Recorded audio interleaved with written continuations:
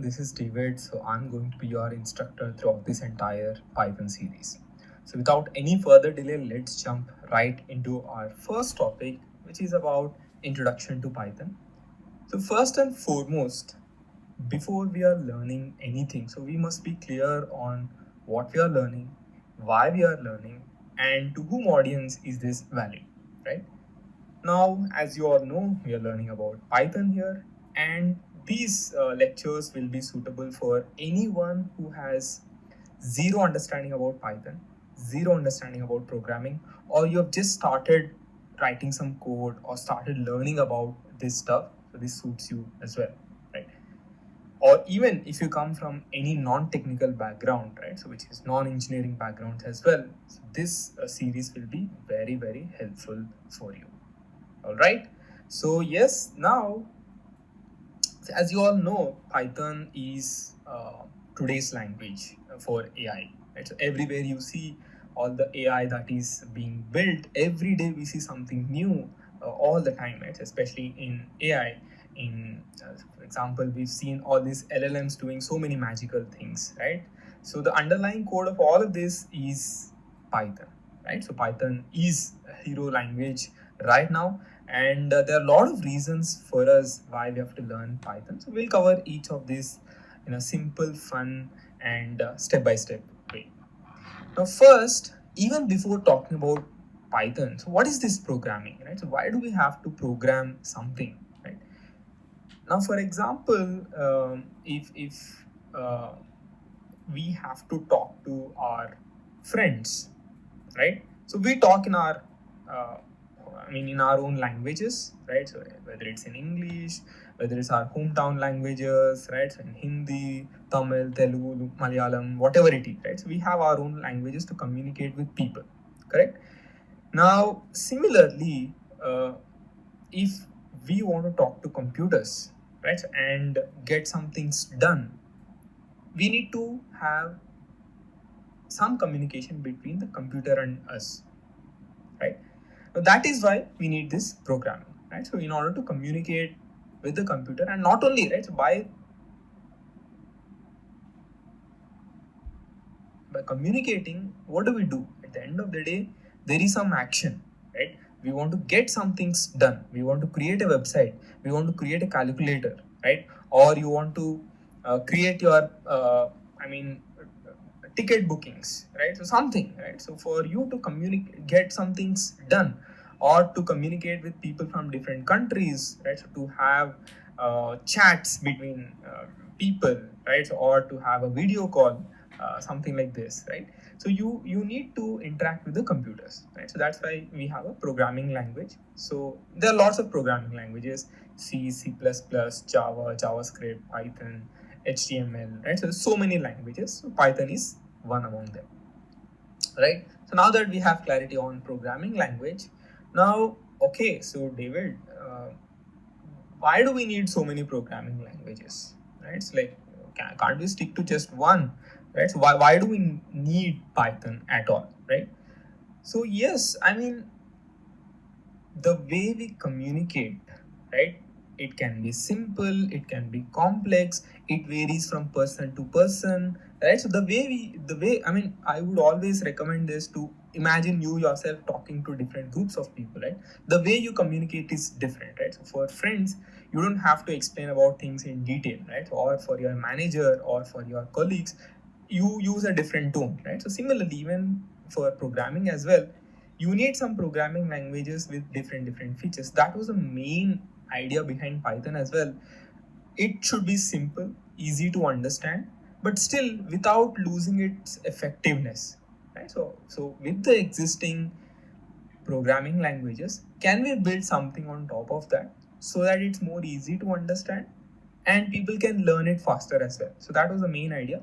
I think way back, it dates back to, I think, 1991 is where like we heard about Python for the first time, and then later on a lot of advancements happened, and here we are, right? So probably the most popular language right now, right? So okay, so now that the context is set, so let's jump into writing our first piece of code in today's session. Now, uh, For someone who has no idea about how to run code or how to set up all of this, I'll just give you some hints, and also I'll tell you the easiest way as well, and the way we'll be using for the entire lecture series. So first of all, if you want to set up everything on your local machine, so I would recommend you to download Python. You can just go to this download section. So download the most latest version of Python, right? So just go to the Python website. So whenever you see the latest version, you can download the latest version as well, right? So as you can see, you can download anything. Okay, if you want to download previous versions also, you will be able to download those previous versions as well. Okay, so very simple, download and install. So this Python, it's more like an interpreter, so it will try to understand what you are writing and then executes the code.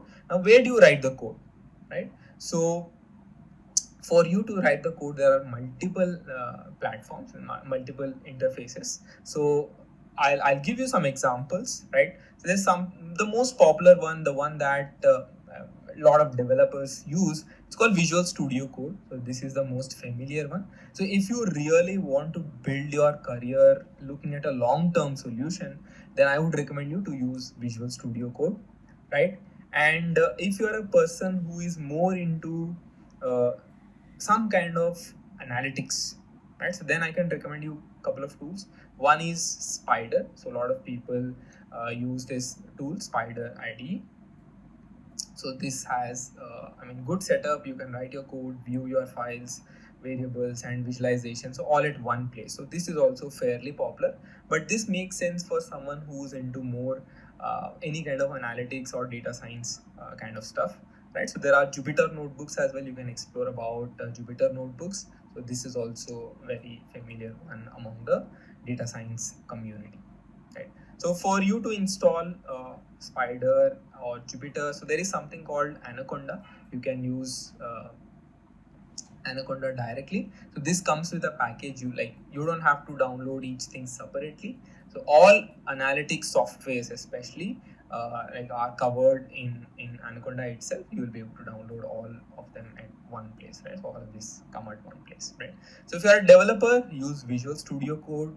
If you are someone who's into data science, looking that as a long-term vision, you can download Anaconda and use Spider or Jupyter, whichever is comfortable for you. Okay, so David, this is all good, but I'm looking for most simple one. Can you tell me something simple so that I can easily, without any downloads, without any installations, is there something that is very simple for me? Yes, so there is something called Colab, COLAB. That is all you need to type. If you just search for it, right? So you will get something like this. So here I already have it open. So instead, if you just search um, on Google, right? So without using this link, so let's say I just search for Collab, right?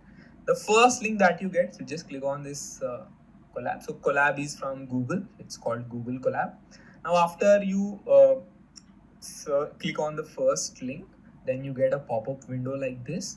You can click on this new notebook, right? So that will take you to a new notebook. So let's click on this, and this will take you to a new notebook. So it is taking some time to load, and I already have my notebook here, so I'm just creating this notebook here. Okay, so search for Collab, click on the first link, you see a pop-up, then there is a new notebook. So as soon as you click on the new notebook, you will get something like this. Okay, the first thing that we do is let us name our notebook. So for example, let's name it Day-01, right? So Day-01, I'm just naming it, so that way you can actually always go back and see which notebook to refer. Okay, so Day-01. Now this is a very simple tool. As you can see, there's a lot of white space. This is where you write all your code, execute everything. On the right hand side, you can actually share your notebook. Someone can comment on it. It's more like Google Doc, Google Sheets kind of thing. So that's why Google Collab, right? So it comes with AI integration as well. You can use AI for this, some settings here, right? And you have to click on this connect. Okay, so just click on this connect. So this way it will automatically assign you some resources to run your code, right? No downloads, no installations, just couple of clicks. We clicked on new notebook, we clicked on connect. That's all. We didn't do anything. You are all set to write your first code. Okay, so here you can see there is start coding. You can click on this and you can start typing. The first line in any programming language, the first line that you write is hello world. So let's do the same thing as well, right? So print and put brackets. So I'll come back to like why are we doing this, what is this print, right? I'm just zooming for you so that you can see better, right? For now, just follow me, right? I'll explain you why am I writing this, right? What does it actually mean? We'll go to all of this. Okay, so I just clicked on this run button. You will be able to run your code. Print two brackets, right? So this normal braces, then in double quotes hello world, right? Now the first rule of programming is to observe, right? So please make sure you observe very small details. If you miss this bracket, run it, it will not run. Okay, if you miss this code, then run it, it will not run, right? So the first rule of programming is to observe very carefully. Okay, so just pay attention, right? That is all you need. Whenever you write about code, whenever you think about code, be precise, right?